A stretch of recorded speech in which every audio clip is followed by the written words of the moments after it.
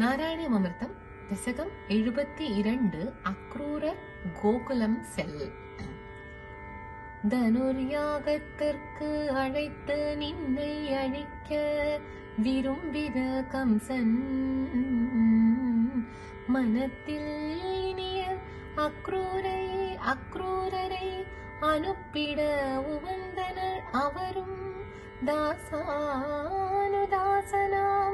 அக்ரூரர் நீர்த்தவிழ்ந்த கோகுலத்தை துதித்து மாசற்ற நின்மேனி கண்டு தழுவிட அன்பில் அமிழ்ந்தே நீவிரும் குருவாயூர் தன்னிலே குடிகொண்ட மன்னனே.